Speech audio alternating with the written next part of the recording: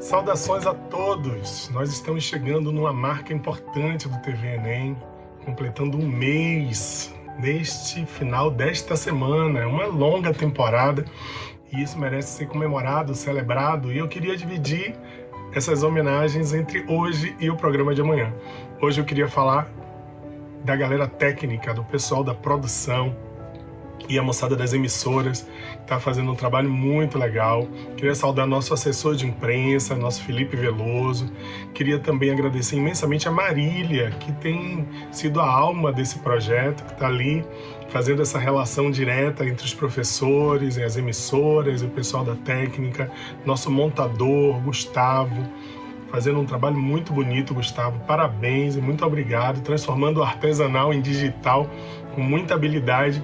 E a moçada das emissoras, o Bruno, o Igor, Vitor, Núbia, o Oliveira, o João, o Adriano, essa moçada que sem vocês esse projeto não tinha chegado onde chegou até agora.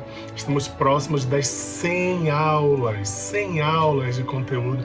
Fala-se que o Enem tem 350 itens. Rapaz, a gente está chegando bem perto disso, isso é muito bacana. Cumprimos 1/3 do programa do Enem. Paz para todos, vamos em frente. Mais um programa hoje, TV Enem.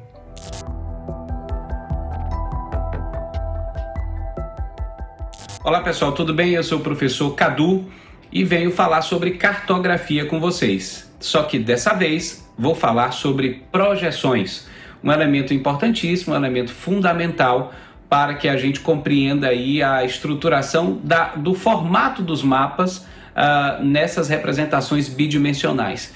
Entenda que toda representação cartográfica, seja um mapa, seja uma carta ou seja uma planta, elas vão apresentar deformações. Não há como representarmos algo que vem em 3 dimensões, que é o globo terrestre, em 2 dimensões e manter exatidão em todos os elementos. Isso não pode ocorrer. Imagina só se pudéssemos arrancar toda a superfície da Terra e esticar essa superfície para colocar em algo que é plano. Isso iria gerar com certeza algum tipo de deformação em uma parte da superfície para que ficasse tudo certinho, tudo plano.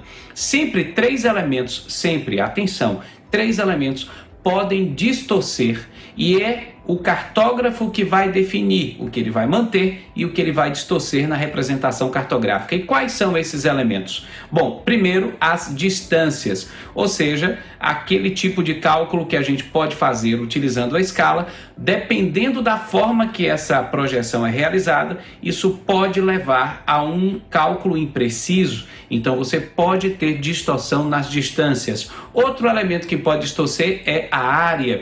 Bom, quando nós pegamos um globo terrestre, que é a maquete da Terra, né, a gente consegue fazer no globo terrestre as devidas, porque ali não existem distorções, as devidas comparações entre, por exemplo, as áreas. Qual é a área da Europa em relação à área do continente africano? Como é a área da América do Sul em relação à área da Austrália? Eu consigo fazer esse nível de comparação com precisão ao olhar o globo terrestre, mas dependendo da projeção, essa precisão acaba caindo por terra. A gente não consegue fazer porque pode ser que num modelo de projeção ocorram deformações nas áreas. Elas podem ficar mais estendidas em um local e mais reduzidas em outro. Quer ver um exemplo muito comum? Ao pegar a projeção mais famosa do mundo, que é a de Mercator, e logo a gente fala sobre ela, e ao analisar, por exemplo, o tamanho da ilha da Groenlândia, que é a maior ilha do mundo, mas ela tem 2,5 milhões de quilômetros quadrados, e compararmos, por exemplo, a sua área ali naquela projeção com a área do Brasil, a gente vai perceber que nessa projeção de Mercator, a Groenlândia chega a ser levemente maior do que o Brasil. Mas o Brasil tem 8,5 milhões de quilômetros quadrados, portanto muito maior do que a Groenlândia. E por que ela parece maior na projeção do Mercator? Justamente porque ela está com a sua área distorcida, a sua área foi alongada, estendida. Bom, então quais são até agora aqueles elementos que podem distorcer? A distância, a área, e um outro é o ângulo. E o que significa o ângulo? Vamos trazer para uma linguagem mais comum, essa linguagem ângulo usada pelo cartógrafo, mas para que a gente compreenda melhor o que significa o ângulo, eu estou falando necessariamente do contorno do continente, do desenho do continente, aquele que comumente a gente vê ao contornar, por exemplo, o litoral de um país ali no mapa, ali na representação cartográfica. Então esse contorno pode mudar. Há alguns mapas, as pessoas estão tão acostumadas com determinado contorno que quando pega outro, diz, esse aqui está errado. Não existe essa possibilidade desse mapa ou aquele está certo ou está errado. Ele vai representar aquilo que o cartógrafo quer demonstrar com o seu mapa. Então, isso nós chamamos de propriedade das projeções, a forma, como o globo terrestre será representado na folha de papel. Então, essas três propriedades podem ser alteradas. Podemos manter as três para que a gente tenha perfeição na representação? Nunca, porque sempre, como eu falei agora no início, distorções vão aparecer diante dessa perspectiva do globo ser colocado em algo que é plano, ok? Bom, agora a gente não pode confundir as propriedades com os tipos de projeções. Existem 3 tipos de projeções. O primeiro tipo, o mais famoso de todos, que surgiu por volta do século 17, foi criado por um cartógrafo chamado Mercator ou Mercator.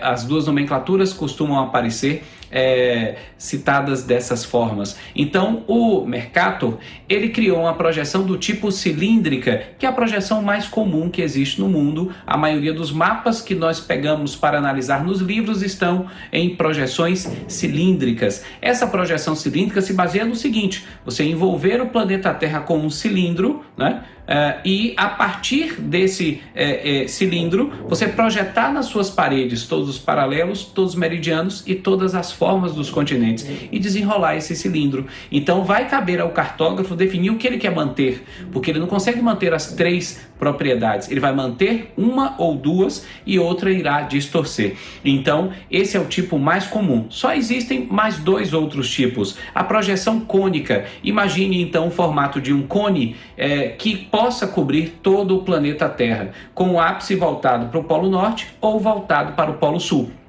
A partir desse cone, você projeta em suas paredes todos os paralelos, todos os meridianos e todas as formas dos continentes. E você desenrola esse cone. Você tem uma projeção cônica. Ela tem a semelhança de um leque quando colocada na folha de papel. Uma outra projeção muito comum, que é inclusive uma representação famosa porque é o símbolo da ONU, é a projeção plana, também chamada de azimutal ou polar, porque normalmente é feita utilizando o Polo Norte como centro. Então a ideia é tocar o globo terrestre de maneira imaginária, claro, com uma folha de papel tangencial a qualquer ponto do globo e a partir daquele local projetar todos os paralelos, todos os meridianos e todas as formas dos continentes. E assim ela vai ter uma aparência, inclusive circular, essa projeção. Não sendo muito comum, mas sendo famosa justamente por ser a representação da ONU.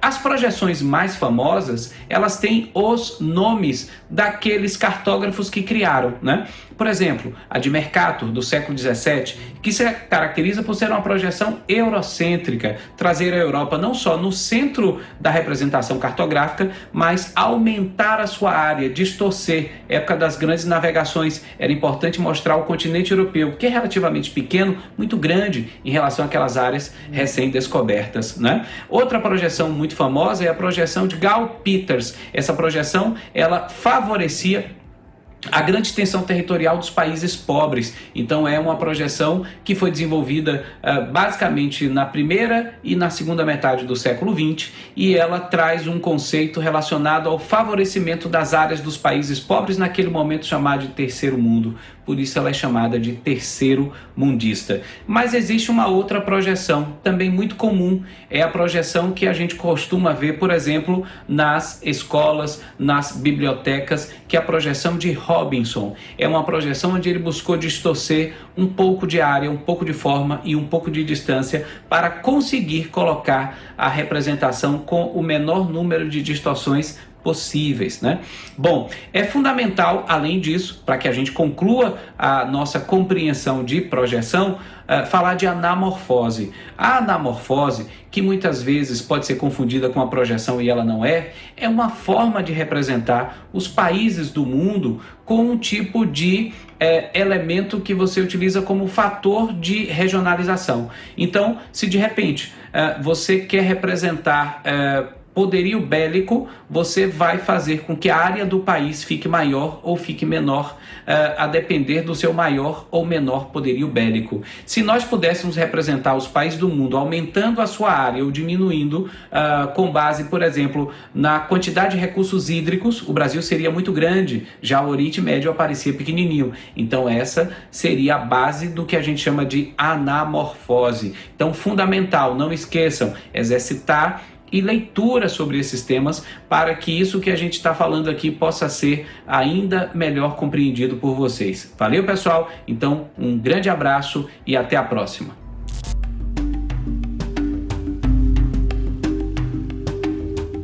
E aí, moçada bacana, aqui é Zelão Teixeira, mais uma vez juntos para tratarmos de questões da sociologia. Hoje nós vamos falar de identidades sociais e de memória coletiva, dois temas profundamente importantes para nós nos compreendermos nesse contemporâneo, para nós podermos compreender as relações que se dão nesse tempo presente, né? Identidade social, gente, nos remete a uma forma de pensar os pertencimentos, né? na vida, nos grupos, nas nações onde as pessoas vivem, onde nós vivemos, né? E a questão da identidade é uma questão bastante polêmica. Ao mesmo tempo em que ela é geradora de pertencimento, ela nos ajuda a nos vermos como parte de algo, por cultuarmos questões da cultura daquele grupo, daquela nação, né, daquele país. Ela também pode ser uma gaiola, né, que nos faz sentir pertencentes a algo que não aceita nada que venha de outras culturas, né? A identidade ela é muito importante como uma afirmação social, como uma conquista social de direitos e tal. Mas ao mesmo tempo, né, se essa identidade for cultuada como a única força existente para aquele grupo social sobreviver e se movimentar, isso pode se transformar numa gaiola, né, que se isola e que não dialoga com a diferença. Mas enfim, a identidade social ou identidades sociais são sentimentos de pertencimento a algum grupo social, cultura, povo, país ou nação, mas principalmente de uma nação, que é diferente de um país, certo? País é o território com suas fronteiras delimitadas, demarcadas. Nação é o sentimento que nós temos, é o sentimento que as pessoas têm de pertencer a uma cultura de um país, onde muitas vezes culturas diferentes compõem esse país e são culturas que não dialogam, são culturas que vivem em tensão, né? E um sociólogo do tempo presente, já falecido, Stuart Hall, ele vai dizer que nós não temos uma única identidade na nossa existência. Nós temos múltiplas identidades, principalmente na maneira de nos compreendermos hoje nesse período chamado de pós-modernidade, pós-estruturalismo, né? Nós temos identidades múltiplas porque somos, por exemplo, somos pais, somos empregados, somos filhos, somos cultuadores de uma determinada tribo urbana ou fazemos parte de um determinado grupo. E essas identidades, elas não estão acomodadas bonitinhas, direitinhas nos seus lugares. Elas se movimentam e geram tensões na nossa existência, né? E a memória coletiva, que é o outro tema de hoje, que tem muito a ver com esse primeiro tema que a gente falou, das identidades sociais, ela é construída na cultura, ela é forjada. A memória social não é uma coisa natural dos indivíduos, né?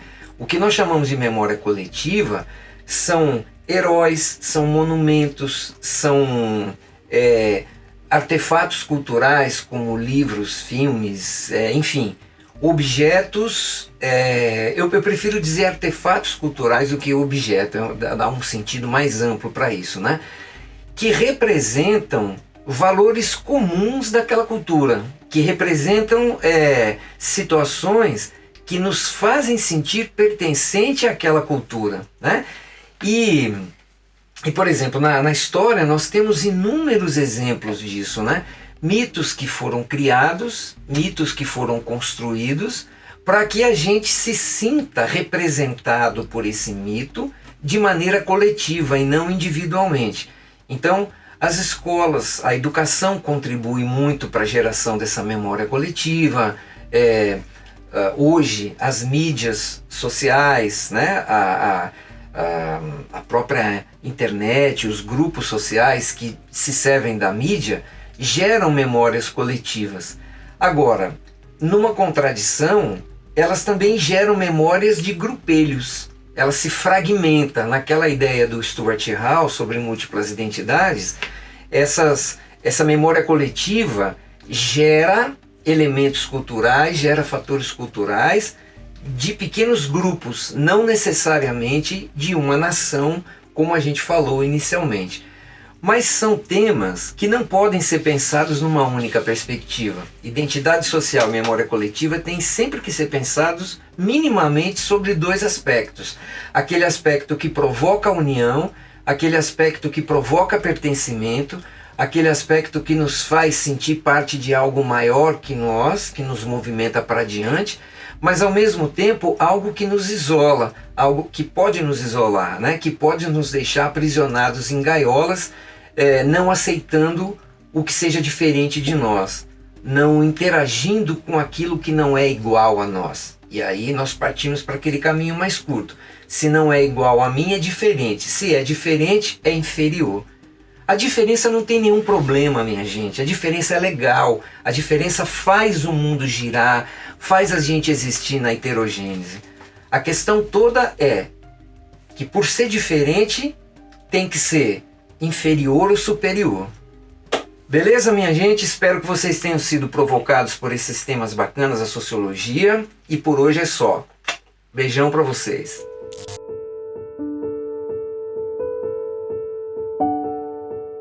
O teatro não me fez tão feliz como eu imaginei que eu seria.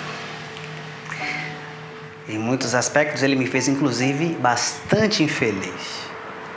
Quando a gente escolhe fazer alguma coisa, a gente acha que vai dar tudo certo o tempo todo.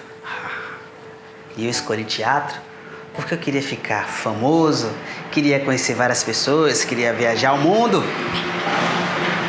Até consegui durante um bom tempo. Na verdade, eu consegui isso durante muito tempo. Só que começou a ficar chato. Porque para viajar e conhecer muita gente, eu tinha que escrever, dirigir, produzir, lidar com pessoas, lidar com dinheiro. E o teatro começou a ficar enfadonho, difícil, complicado. E aí, em algum momento eu percebi que o que eu escolhi para que eu fosse feliz poderia ser a razão da minha infelicidade. Então, qual é o sentido da vida? Se você escolhe uma coisa e essa coisa pode te consumir. Essa dificuldade, esse limite, aonde o que lhe faz bem começa a te consumir, eu não sei qual é. Mas muitas vezes você é obrigado a parar para se ressignificar, para voltar para o simplesinho, para aquele momento em que, quando você tem 7 anos de idade e quer conquistar o mundo. Ah, foi muito difícil voltar ao começo. Porque o voltar ao começo, ele é aqui. Então é muito legal que você agora, que está começando, que está estudando, que está olhando lá seu horizonte, de vez em quando sempre lembre desse momento. Sempre lembre das escolhas que você está fazendo. E tente ficar o que é quase impossível no aqui e agora. Porque o aqui e agora é o momento mais importante. E agora você está fazendo o quê? Você está estudando. Está pensando em seu futuro. Eu posso dizer com toda certeza que talvez, de forma diferente, você vai estar fazendo a mesma coisa daqui a 10 anos, daqui a 20 anos, 30 anos. E seja obrigado a se perguntar se você é feliz. Se não é necessário dar uma paradinha para voltar ao momento mais simples. Quando tudo era apenas o começo.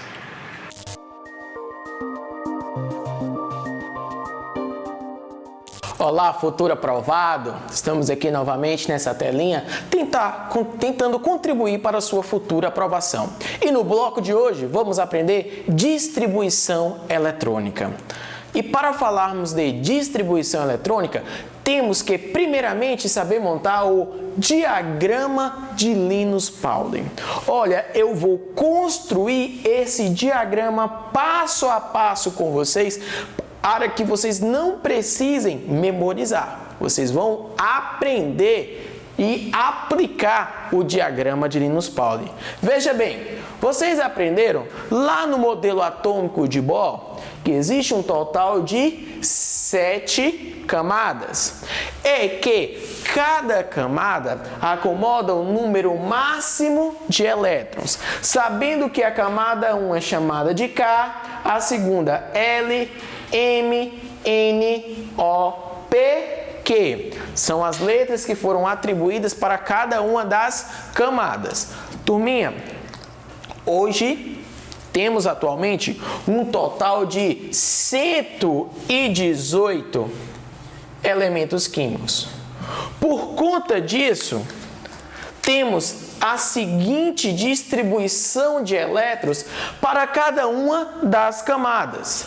Não quero adentrar, mas gostaria de colocar uma curiosidade. A quantidade máxima de elétrons por cada uma das camadas obedece uma fórmula chamada de 2n ao quadrado. Isso significa dizer, por exemplo, a camada 5. Qual a quantidade máxima de elétrons na camada 5? 2 vezes 5 ao quadrado. 50. Obedece essa equação de Heisenberg, onde temos o número total de elétrons por camadas. Só que não vamos adotar essa equação, porque atualmente temos um total de 118 elementos, ou seja, uma distribuição total de 118 elétrons. Você precisa saber então que a camada 1, nos valores experimentais, o que temos na prática, na camada 1 acomoda 2 elétrons, a camada 2, 8 elétrons, a camada M, 18 elétrons, a camada N, 32, 18 e 8. E vocês aprenderam também que, lá no modelo de Bohr, que além das camadas, temos também as subcamadas. O famoso São Paulo Distrito Federal, ou se não, Sem Pão da Fome, onde a quantidade máxima por cada subnível é de 2, 6, 10 e 14. SPDF, Sem Pão da Fome. Então, quando colocamos aqui 1S2, O que vamos montar no diagrama significa o seguinte: o 1 representa a camada, o S representa o subnível e o 2 representa a quantidade de elétrons nesse subnível. Sabendo que o preenchimento dos elétrons em cada uma das camadas obedece essa sequência. Primeiro S, depois D, P, depois D e depois F. Então, camada 1, como é que você vai preencher? Camada 1, você começa com o subnível S, 1S, 2, porque o S só acomoda 2. E você só tem 2 elétrons aqui. A camada 2, 2s2, 2p6, porque 2 com 6, 8.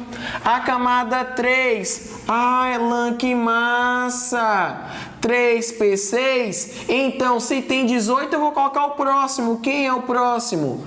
3d10. Camada 4, 4s2, 4p6, 4d10, 4f14. Camada 5, 5s2, 5p6, 5d10 e 5f14. Elan, por que você vai até 5f14? Porque 2 com 6, 8 com mais 10, 18, 18 com mais 14, 32. Você está distribuindo o número total de elétrons naquela camada. Então você chega aqui com 6s2, 6p6 e 6d10 e aqui 7s2, 7p6. Você montou e você não memorizou, você não decorou, você aprendeu a montar o diagrama de Linus Pauling. Dessa forma, para colocar em ordem crescente de energia, de forma a se fazer a distribuição eletrônica, você vai pegar o primeiro da extremidade sempre. Você vai pegar o primeiro da extremidade sempre. O primeiro da extremidade e vai até o final. O primeiro da extremidade e vai até o final. O primeiro da extremidade e vai até o final. E assim você faz até a última linha. Você vai obedecer esse conjunto de setas para fazer a distribuição eletrônica. Olhe, vamos utilizar como exemplo o ferro. O ferro tem um número atômico de 26 e um número de massa de 56. Quando eu me refiro à distribuição eletrônica, eu estou me referindo à distribuição dos elétrons. Logo, eu preciso distribuir os 26 elétrons. Então, olha, preciso distribuir 26. Primeira setinha pegou quem? Um S2, massa. Primeira setinha pegou um S2. Segunda setinha está pegando quem? 2S2. Vamos continuar. 2S2. Terceira setinha está pegando primeiro quem? Está pegando primeiro 2P6 e depois o 3S2. Então, temos 2P6 e 3S2. Depois do 3S2, 3P6, 4S2. Tio Elan, eu vou até o final, como é que eu faço? Olha, turma, 2 com 2, 4 com mais 6, 10, 12, 18, 20. Até o momento você tem 20 elétrons, mas você precisa distribuir 26. Quem é que vem depois do 4S2? 3D10, mas você não vai colocar 3D10, você vai colocar 3D6, porque assim você distribui os 26 elétrons. Essa é a distribuição normal, mas bem provável que na sua prova vai cair a distribuição condensada. E para falarmos de distribuição condensada, vai aparecer aí agora a tabela periódica na sua telinha. Veja bem, o ferro. Qual é o gás nobre que está anterior ao ferro? Anterior ao ferro. Qual é o gás nobre? Se você olhar bem, gás nobre está na última família. O gás nobre anterior ao ferro é o argônio. Saiu da tabela, volta para o quadro. Então você vai colocar aqui o argônio. Para simplificar, o número do argônio, ele é 18. Ele vai simplificar os 18 primeiros elétrons. Então, ao colocar o argônio, você só vai colocar agora 4s2 3d6. Isso se chama distribuição condensada ou distribuição utilizando gás nobre. E, para finalizar, não se esqueça, se essa espécie perder elétrons, os elétrons são perdidos sempre da última camada. Futuro aprovado, te encontro na próxima. Sucesso! Não esqueça, a sua aprovação só depende de você. Um beijo e um abraço.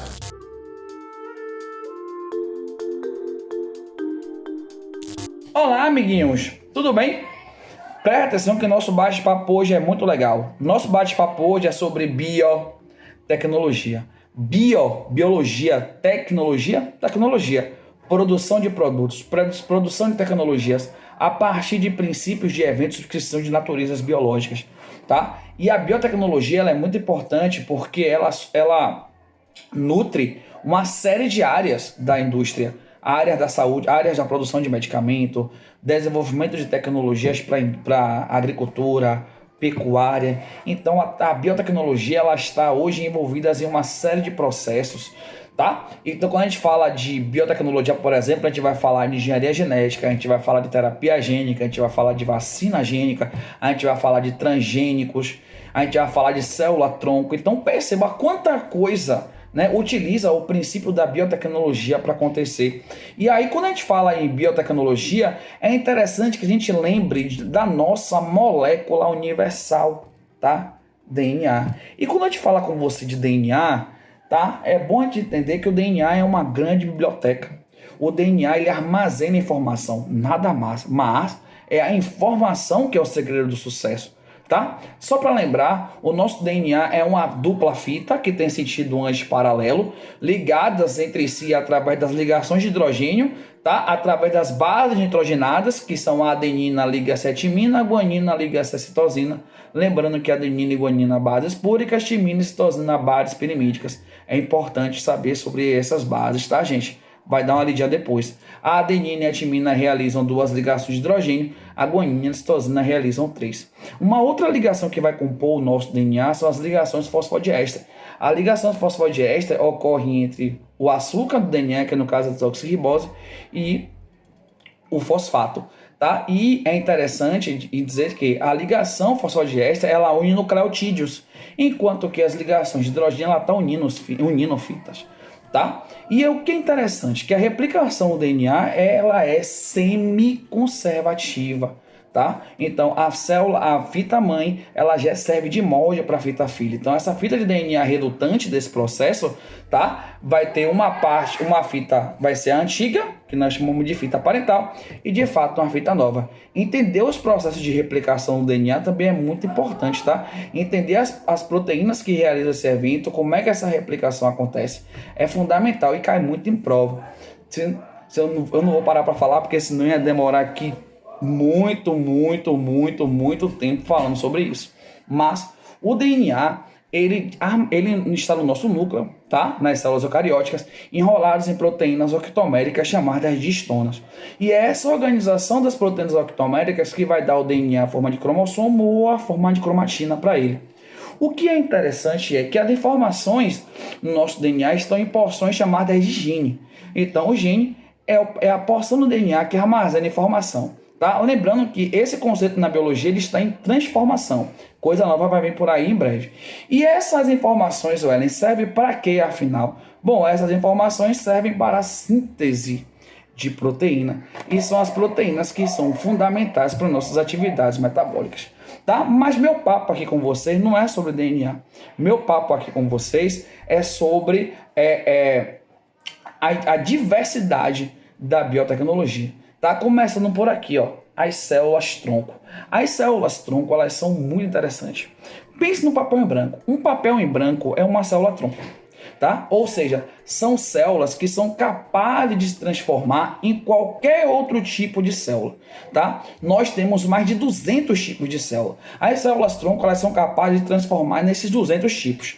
Tá? Nós temos 3 tipos de célula-tronco basicamente. A célula-tronco embrionária, que é retirada na fase de blastocisto, que acontece entre 4 e 5 dias do nosso desenvolvimento embrionário. São células muito importantes porque são capazes de transformar em qualquer outro tipo de célula.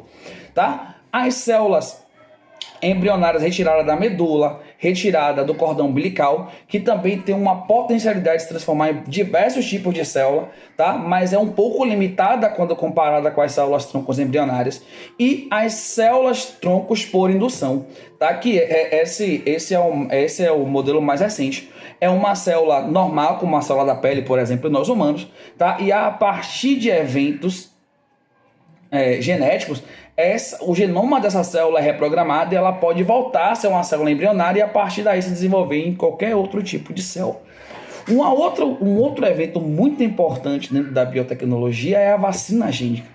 Tá? A vacina gênica, meus amores, o que é interessante na vacina gênica? A vacina normal eu vou inserir um patógeno morto e enfraquecido no organismo e a partir daí o meu sistema imune vai começar a gerar uma defesa para esse patógeno.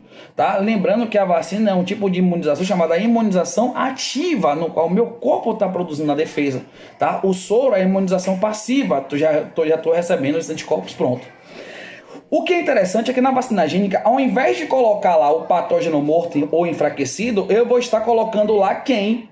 O gene desse patógeno. E aí, ó, o meu DNA, tá? O meu DNA vai ter aquela informação e a partir dos eventos de transcrição, que é a formação do RNA mensageiro, e tradução, que é a tradução desse RNA mensageiro em proteína, aí a gente vai gerar as proteínas que vão compor, que vão ser importantes para a nossa imunização. Esse evento ele ainda está em análise, tá? Mas em muita coisa vai vir por aí a partir dele e é fundamental entender sobre esse processo. E um outro evento muito importante dentro do ramo da biotecnologia é o transgênico. Wellen, o transgênico faz mal? O transgênico faz bem? Como é isso? Olha, amores, existem muitas discussões a respeito do transgênico, tá? A ciência, ela ainda não é categórica para afirmar que faz bem, mas também para dizer que faz mal. Olha só, há um tempo atrás saiu um artigo na França que mostrava que a aplicação de produtos transgênicos em ratos promoveu câncer. Tá? Mas esse é o primeiro estudo que apareceu trazendo uma consequência negativa para o transgênico. Mas outros estudos vão surgir por aí, tá? Concordando com essa informação ou não. Tá? Então é interessante. O que é o transgênico? É uma transposição gênica. Tá? É pegar o gene de uma espécie A e colocar esse gene da espécie A na espécie B. Por exemplo, existe uma bactéria chamada de Bacillus turgensis que produz um inseticida natural. A gente pega o gene dessa bactéria e coloca na soja. E aqui é a soja BT. Por isso que é BT, Bacillus turgensis. E a partir daí a soja passa a produzir esse inseticida natural. Tá? O pessoal colocando a luz, o gene que produz a luz no vagalume na orquídea, então a orquídea ficava iluminada. Então tudo isso são eventos de transgenia. Um outro evento importante relacionado à biotecnologia é a terapia gênica. A terapia gênica, como é? Existem doenças genéticas, né? Genes defeituosos. Então o que a gente faz? Substitui os genes defeituosos dessa pessoa e coloca nela genes novos. Então, a partir daí, ela se cura da doença, né? Porque doenças higiênicas não tem cura. Então, isso seria a cura para essas doenças. Então, esse ramo da biotecnologia, ele é muito, muito diverso. A gente pode falar aqui de nanotecnologia, por exemplo, tá? A gente pode falar aqui da tecnologia do DNA recombinante, que permeia boa parte desses processos que eu falei para você, principalmente a transgenia. Então, pessoal, era esse recadinho que eu tinha para dar para vocês hoje. O que é legal? O que eu posso estudar mais sobre isso, Ellen? Estuda lá o que é uma enzima de restrição que corta o DNA, que mobiliza esses processos. A técnica do PCR, reação em cadeia da polimerase, para replicar esses genes, tá? Então, o nosso bate-papo de hoje fica por aqui. Foi um prazer estar com vocês, tá? Gratidão por esse dia. Fiquem com Jesus. Um beijo.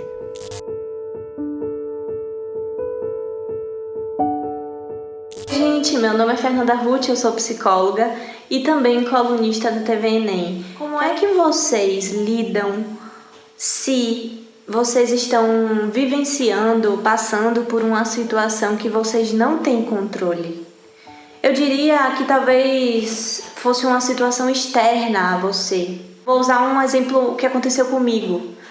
Eu estava em uma aula, em um curso de mindfulness, de meditação, e no meio da minha prática, minha internet caiu. Internet, eu não tenho controle. Mas eu tenho controle com a forma que eu me sinto naquele momento e o que eu faço a partir do momento que eu percebo como eu estou sentindo. No momento, eu percebi que eu estava bem chateada, porque eu não queria que a internet caísse e eu não tinha controle daquilo.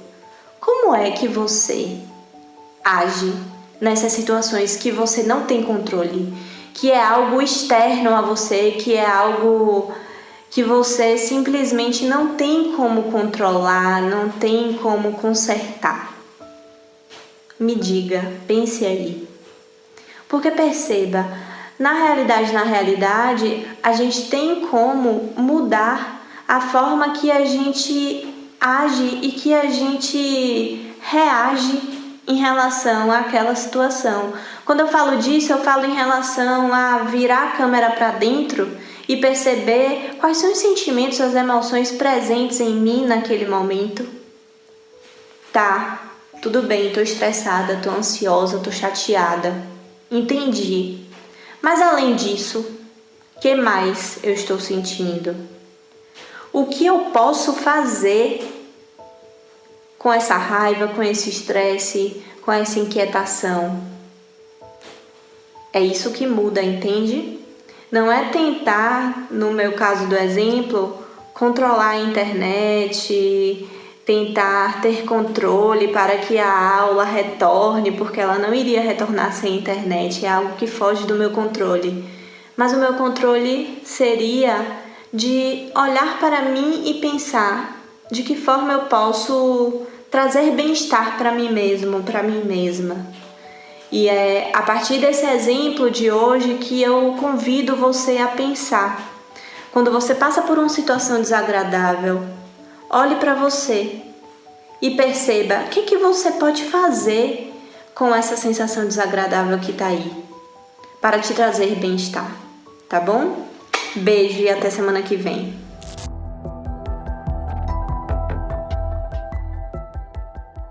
No nosso encontro de hoje, vamos falar dos pronomes. Na língua inglesa, os pronomes são palavras utilizadas para substituir os nomes com a intenção de evitar as repetições na língua, tanto falada quanto escrita. Vamos falar dos personal pronouns, que são os pronomes pessoais. Eles representam as pessoas. Eles são divididos em duas categorias. Essas categorias são subject and object. Eles são os subject pronouns e object pronouns. Vamos começar com os subject pronouns. Os subject pronouns, como chamamos, eles são os pronomes que têm a função de sujeito, tá? Eles são utilizados no início da frase, antes dos verbos. Eles são aqueles que representam quem pratica a ação, tá? Vamos falar primeiro do I, né, que é a letra I, e que nós devemos sempre escrever com a letra maiúscula, independente da posição em que ele se encontra numa frase, ou no início, no meio ou no final. Né?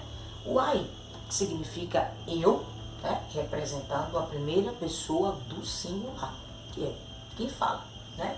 Em seguida nós temos o you, que é a segunda pessoa do singular. Né? Podemos observar aqui pela tabela que o you tem o mesmo formato tanto para o singular quanto para o plural. Em inglês, nós não temos essa diferença entre eles. Essa diferença se dá através da construção da frase, ao longo da frase, que a gente vai entender ali se esse you vai estar representando o singular ou o plural. Tá? Agora chegamos para a terceira pessoa do singular, que são 3 pessoas: he, she e it. O he, que é o primeiro que se apresenta aqui, ele é utilizado para representar o gênero masculino, né? Significa ele, he. She significa ela, é utilizado para representar o gênero feminino. E logo aparece o it, que é utilizado para representar objeto, animal e coisa. Por que eu estou falando objeto, animal e coisa? Porque, na verdade, esse it, ele só representa objeto, animal e coisa quando ele está no singular. Tá bom? Então, he para ele, she, ela e it para objeto, animal e coisa. Mas como nós estamos tratando, né, de um momento que a gente precisa conhecer detalhes, né, para a realização dos nossos exames, a gente precisa também saber que o he, né, que é ele também pode ser utilizado em algumas situações para representar um animal, né, ou até mesmo um objeto. Em que situações? Desde que se tenha um laço de afetividade. Né? O he e o she também pode ser usado. O she eu posso usar, vou dar um exemplo, para uma gatinha que eu tenho em casa. Eu posso chamá-la de she porque eu tenho uma relação de afetividade com este animal. Tá bom? Então, lembrando que he e she, nós também temos essas exceções, podem ser usados para objetos, animais, coisas, desde que se tenha uma relação de afetividade. Tá? E o it, que foi dito antes, que a gente deve sempre usar para objeto, animal e coisa. O it pode ser usado para pessoas, numa exceção, desde que não saibamos o gênero, desde que não haja a definição desse gênero, a respeito de um bebê, não é? Muito precoce ainda, nos seus primeiros momentos da gestação da mãe, a gente pode chamar de it, tá? Por não saber, não ter a definição do gênero sexual. Aí. Então, estamos aqui para o plural agora. No plural, nós temos o I, que é o plural da primeira pessoa, né? Lembrando que a primeira pessoa do singular é I, e o plural é o I, que é nós. Tá? Utilizamos para representar qualquer pessoa e eu. Desde que eu esteja no meio, eu quem sou a oradora, eu quem estou falando, nós teremos que usar o I. Aí vem o you, né? Que eu já tinha citado antes, da semelhança, da similaridade dele com o singular.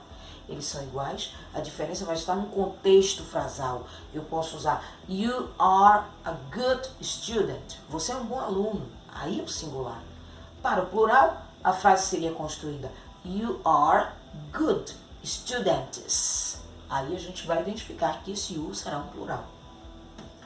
Aparece aqui o último, que é they, T-H-E-Y. They é o plural para he, she, it. Enquanto no singular, né, eu apresentei uma distinção de he para gênero masculino, she para feminino e it para objeto, animal, coisa. Eu uso o they como plural de todos eles. Então, se eu tiver 2 meninos, vai ser they. 2 meninas, they. Um menino e uma menina, they. Um garotinho e o cachorro, they. O cachorro e o gato, they. Tá? Vamos observar que no plural não existe a distinção que nós encontramos aqui no singular. Vamos passando agora para conhecer os object pronouns. Eu falei deles, né? Bem, os object pronouns têm o mesmo significado dos subject pronouns. I, né? Falei lá como primeira pessoa, quanto subject pronoun. Aqui eu tenho me, né? I eu tenho me. You é igual também. You, he, que é ele lá aqui, como object pronoun ele passa a ser him. She, como subject pronoun, aqui como object pronoun ele é her. It é semelhante, né? O it. No plural lá eu tinha we, que passa a ser aqui us. O you é igual, permanece igual. E lá eu tinha they, né? Como terceira pessoa no plural, e aqui agora eu tenho them. Vamos seguir para que a gente possa compreender melhor a construção disso. Eu tenho essa frase que é muito comum a todos nós. Nós encontramos em camisetas, em filmes, em músicas, né? Essa frase que expressa tanta afetividade. Okay? I love you. Né? Eu tenho nesta frase um verbo, que é o love, que é o verbo amar. E tenho quanto pronomes, eu tenho o I e tenho o you. Tá? Na verdade, o que eu quero trazer com esta frase aqui? A posição destes verbos, né? No caso, na posição dos pronomes, e colocando aqui para vocês qual a função deles nessa frase, diferenciando estes pronomes. Eu tenho o I, que está no início da frase antes do verbo, né? Que é eu. O verbo love, aqui ele se constrói como amo, e you, você. Então esta é a frase, eu amo você, eu te amo, né? Por que o I está assim no início da frase? Porque ele é o sujeito da oração, é ele quem pratica. Sou eu quem amo a quem? A você. I love you. No caso aqui eu tenho o I, que é um subject pronoun, e também tenho o you, que é um object pronoun, porque é ele quem sofre a ação. O I é quem pratica e o you é quem sofre a ação. Vamos seguir. Aí eu vou ter seguido aqui esta próxima frase, que é o oposto da frase anterior, né? Aqui no caso, eu estou sendo o quê? Um objeto da situação e não o sujeito. Nessa situação aqui, you, por que o you é igual de lá? Porque you, ele escreve igual, tanto quanto subject ou object, né? Neste caso aqui, eu sei que ele é um subject. Por quê? O que me assegura que ele é um subject? A posição em que ele está na frase. Ele está no início da frase antes do verbo. Então aqui eu digo, você me ama. Você ama a mim. Tá? Eu poderia usar aqui um I no lugar desse you? Não, de jeito nenhum. Não estaria correto. Porque I é um subject pronoun e eu só devo utilizá-lo no início da frase antes do verbo. Tá? Então a primeira frase foi I love you. O oposto dessa frase é you love me. Ok? Vamos seguir. Então aqui eu tenho uma tabela, né, com a sequência dos subject pronouns e a sequência dos object pronouns para que a gente possa compreender melhor. Então, I como subject, como object, me. You, you. He, him. She, her. It, it. We, us. You, you. They, them. Em relação ao significado, eles são iguais, são semelhantes. I e me significam a mesma coisa. O you também. He e him, né? Que significa ele. She, her, ela, it, né? Ele ou ela para objeto animal. We, us, significa nós. You, né? You, no caso aqui está no plural, vocês. E they e them, eles e elas. Significam a mesma coisa.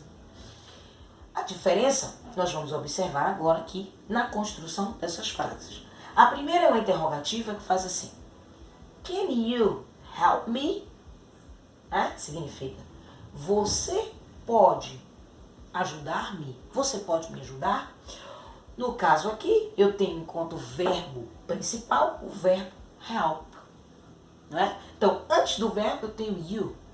E depois do verbo eu tenho me. Então, you é o subject e me é o object. Na próxima frase eu tenho I know you. Eu conheço você. Esta frase é um exemplo semelhante ao exemplo que vimos anteriormente, que é I love you, né? Agora eu mudei o verbo. Eu usei know, que é o verbo conhecer. Essa frase significa eu conheço você. Então, I precisa estar dessa forma, por estar no início da frase, antes do verbo, e you depois do verbo. She isn't in love with him. Ela não está in love with him, quer dizer, ela não está apaixonada por ele, né? Então, ela é quem é o sujeito da oração. Então, ela está representada como she e him, porque ele está como objeto da oração.